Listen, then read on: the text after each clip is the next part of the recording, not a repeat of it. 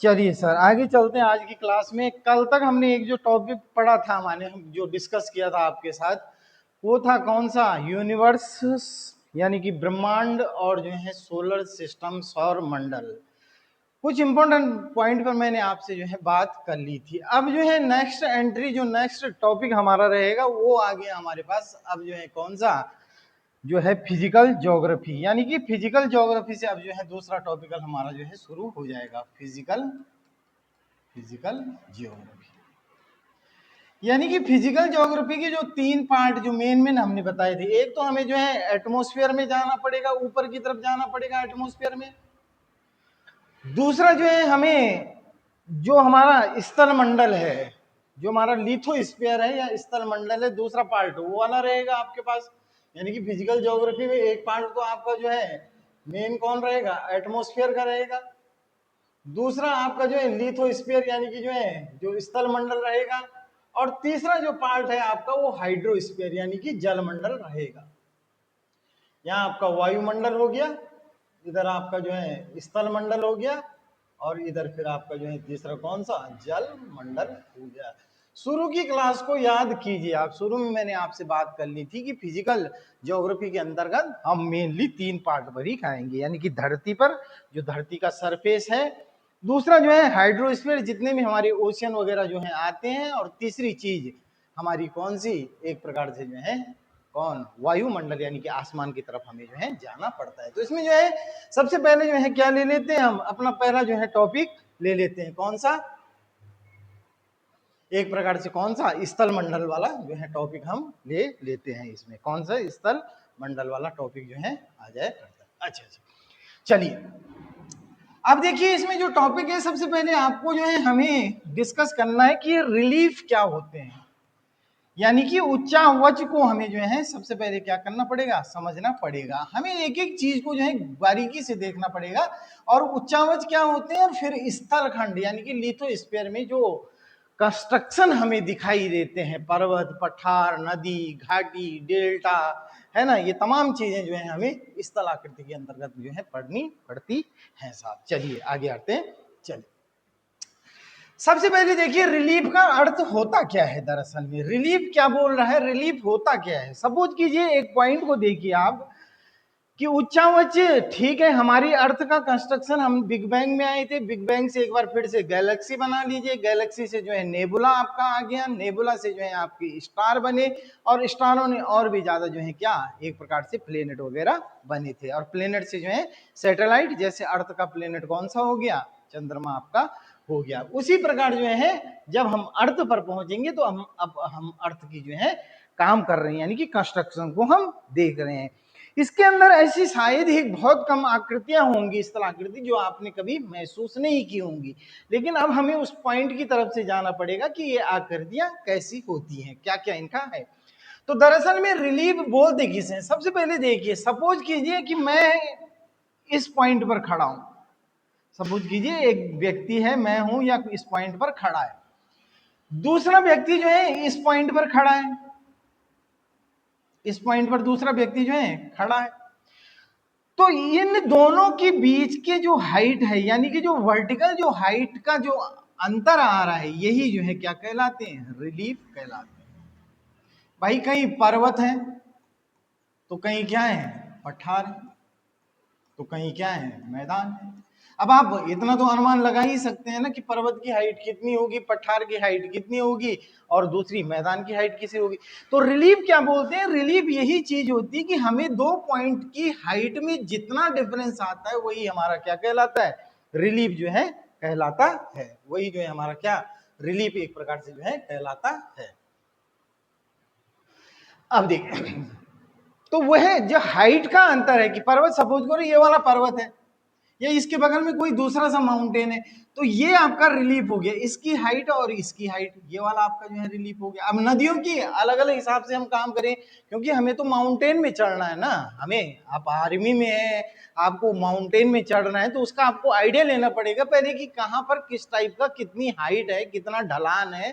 तो ये स्लोप, कुल मिलाकर जो ये ढलान जो आपका आता है, जिसको ग्रेडियंट तो मैं बाद में आपसे डिस्कस करूंगा, लेकिन ये ढलान फिलहाल आप कुछ समय के लिए ध्यान में रखिए। ये जो स्लोप है यही क्या कहलाता है, उच्चावच जो है कहलाता है। देखिए परिभाषा दे रहा है कि उच्चावच का सरल मतलब है धरती की ऊंचाई और नीचाई का अंतर, कितनी हाइट पर वो है और कितना उसका जो है स्लोप आ रहा है। आपको बस ये स्लोप याद रखना है कि जब भी आपसे कोई पूछे तो बस स्लोप बता देना कि इतना स्लोप है हर जगह में, चाहे पानी का स्लोप हो या फिर जो है हाइट में किसी माउंटेन का स्लोप हो, मैदान का जो है स्लोप हो। आगे बोल रहे हैं पृथ्वी की सतह हर जगह समतल नहीं है, जैसे मैं बता चुका हूं, कहीं समतल है तो कहीं मैदान है तो कहीं गहरी एक प्रकार से जो है घाटियां वगैरह आ जाया करती है।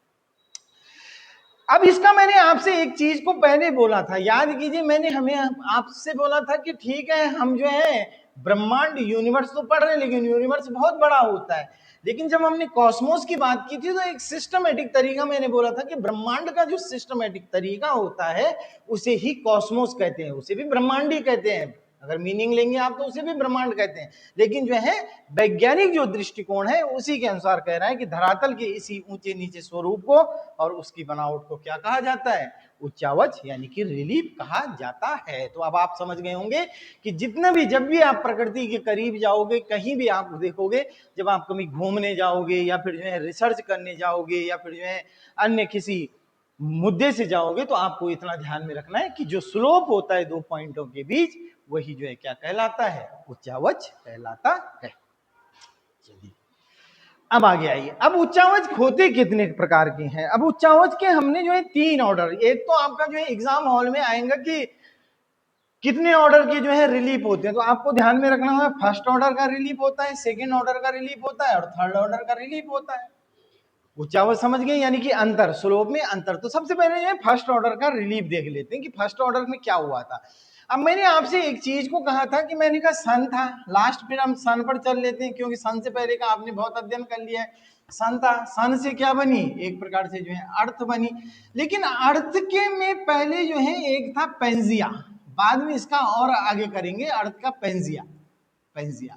और ये जो महासागर था ये महासागर क्या बना, पैंथालासा, पैंथालासा। समुद्र के पानी को ये पंजे बोला, ये एक मिट्टी का ढेर है, ये पानी की बाल्टी समझ रहे हैं ना, तो ये पानी की बाल्टी में ये वाला पेंजिया पड़ा हुआ था। कैसे क्या बना, तो इसे बोला गया क्या, कॉन्टिनेंट, कॉन्टिनेंट जो क्या था सॉलिड पार्ट था, और इसे बोला गया ओशियन, समुद्र। तो फर्स्ट ऑर्डर में सबसे पहले कौन से बने आपके, कॉन्टिनेंट। कॉन्टिनेंट कितने हैं आपके, 7 कॉन्टिनेंट है कि नॉर्थ अमेरिका हो गया, साउथ अमेरिका हो गया, एशिया हो गया, यूरोप हो गया, अफ्रीका हो गया, है ना। इसके अलावा जो है आपका ऑस्ट्रेलिया या ओशिनिया महाद्वीप, आप उसे बोलिए, ऑस्ट्रेलिया के बेटर यूज कर सको तो ओशिनिया महाद्वीप बोलिए, और सातवां आपका अंटार्कटिका महाद्वीप। तो महाद्वीप क्या है, पहले ऑर्डर के रिलीफ होते हैं, क्योंकि धरती में सबसे पहले एकदम आज की तरह नहीं थे देश का डिस्ट्रीब्यूशन हो रखा, बल्कि एक मिट्टी का ढेर समझ लीजिए, यानी कि जो हमारे कॉन्टिनेंट है वो ये था, पेंजिया था, और ये समुद्र क्या था, पैंथालासा था। तो ओशियन जो बना, ओशियन जो भी है आपके, आर्कटिक महासागर है आपका, या इंडियन ओशियन है, या कोई भी आपका ओशियन है, वो फर्स्ट ऑर्डर का क्या हो जाता है, रिलीफ हो जाया करता है। सेकेंड ऑर्डर में कौन सा आ जाता है, फर्स्ट ऑर्डर में जो है रिलीफ, एक तो आपके कॉन्टिनेंट हो गए और दूसरे कौन से। तो यही चीज है, ये पृथ्वी के सबसे बड़े और बुनियादी भौतिक लक्षण है जो पृथ्वी के ठंडे होने पर विवर्तनिक हलचलों से बने हुए हैं, यानी कि टेक्टोनिक प्लेटों का जो है जो प्रभाव हुआ, जैसे गया टैथिस सागर की बात करेंगे अभी आगे धीरे धीरे। फिलहाल आप इतना समझिए कि पहले जो महाद्वीप थे वो महाद्वीप और महासागर जो थे क्या थे, फर्स्ट ऑर्डर के रिलीफ जो है उच्चावच आ गए थे। अब दूसरा ये सेकेंड ऑर्डर के रिलीफ। अब सेकेंड ऑर्डर में क्या हो रहा है, हमारे अंदर ये अर्थ है, अर्थ में क्या हो रही है, प्लेटें हैं, ये प्लेटों में प्लेट टेक्टोनिक थ्योरी हल्की फुल्की आप जानते होंगे। ये देखिए ये प्लेट है, इन प्लेटों के ऊपर कौन सा है, हमारा जो है स्थल मंडल है। तो कभी कभी जो है प्लेटें जो है कंस्ट्रक्टिव और डिस्ट्रक्टिव मोड में आती है, ये प्लेट इधर आई, ये प्लेट इधर आई, तो दोनों में टक्कर हुई, यूं दोनों में क्या हुआ, कॉलिजन हुआ, टक्कर हुई तो ये माउंटेन बन गया। या फिर जो है एक ही साइड से बना तो ये आपका प्लेन बन गया, पठार बन गया, प्लेट्यू, या दोनों तरफ से आपका हल्का सा मैदान बन गया, या कॉलिजन हुआ, या फिर जो है ये एक दूसरे से दूर भागे, ये वाली एक दूसरे से दूर भागे, जिससे कारण अर्थ को एक आता है, वो चीज है। तो उसी से क्या हुआ, पर्वत, माउंटेन। तो इसे बोलते हैं आपका endogenetic force, endogenetic force, endogenetic force यानी कि अंतर्जात बल। तो पृथ्वी के अंदर जब प्लेटें आपस में टकराती हैं तो बाहर का जो उभार है, जैसे आप जो है गेहूं के दाने को अगर यूं फैले हुए दाने हैं, अगर आप उनको यूं इकट्ठा करेंगे तो उनका एक ढेर टाइप का बन जाएगा। तो ढेर वगैरह से जो है पर्वत महा वगैरह बनते हैं। जैसे भूकंप की मैं बात कर रहा हूं, ज्वालामुखी, महाद्वीप और महासागरों पर आंतरिक शक्तियों के द्वारा जो है स्थलाकृति बनती है। तो पर्वत पठार यहाँ पृथ्वी के अंदर से जो बल लगता है, एंडोजेनेटिक जिसे फोर्स कहते हैं, उसी से जो है सेकंड ऑर्डर के रिलीफ जो है बना करते हैं। थर्ड ऑर्डर के रिलीफ क्या है? थर्ड ऑर्डर के रिलीफ तो ये होते हैं जो एक्सोजेनेटिक फोर्स होते हैं। Exogenetic force, genetic force, force यानी कि बहिर्जात बल, बहिर्जात बल। अब बहिर्जात बल क्या होती है भाई? नदी आई तो नदी ने क्या कर दिया, ये वाला लैंड जो है जब घुसी हो तो ये वाला लैंड काट दिया, तो लैंड काट दिया तो यहाँ क्या बन गई, एक घाटी बन गई, तो वी शेप्ड की वैली। तो नदी से हवा ने जो है एक जगह से सेडिमेंट उठाए और दूसरी जगह डिपॉजिट कर दिए, इकट्ठे कर दिए। या फिर जो है ग्लेशियर, हिम नदी आई, हिम बर्फ की नदी आई, बर्फ की नदी अपने साथ बहुत कुछ लेकर आई और उसने कहीं पर ढेर लगा दिया। या फिर जो है घाटियां बना दी, या फिर जो है डेल्टा वगैरह बना दी। तो ये सारे के सारे जो है थर्ड ऑर्डर के रिलीफ होते हैं। एक बार फिर से देखिए, फर्स्ट ऑर्डर के रिलीफ में आपका क्या बना, महाद्वीप बने, कॉन्टिनेंट बने और महासागर, ओशियन बने। सेकंड ऑर्डर के जो आपके सेकंड ऑर्डर का जो रिलीफ है, सेकंड ऑर्डर आपका एंडोजेनेटिक फोर्स यानी कि पृथ्वी के अंदर से जो बल लगा, जिसने पर्वत, मैदान, पठार वगैरह जो है भाग बना दिए, वो सेकंड ऑर्डर में आ गए। और तीसरा क्या, जैसे घाटियां हो गया, डेल्टा हो गया, मरुस्थल हो गया, ये सारी की सारी चीजें किससे, बाहर से जो बल आई, हवा आई, उसने जो है सेडिमेंट को ले गया, या फिर जो है ज्वालामुखी की सेडिमेंट कहीं और दूसरी जगह चली गई, बर्फ आई, बर्फ की नदी ने उसे बहा दिया, ऊपर से कोई गंगा नदी आई, यमुना नदी आई, उसने बहा दिया, या फिर पवन से उसने बहा दिया। तो ये तीन ऑर्डर के हमारे क्या हो जाते हैं, एक प्रकार से जो है रिलीफ बन जाया करते हैं। तो ये तीन ऑर्डर के अंतर्गत आपको जो है इसमें क्या रखना पड़ेगा, ध्यान में जो है रखना पड़ेगा। थ्री ऑर्डर के रिलीफ हमने आपसे जो है बात कर ली है। चलिए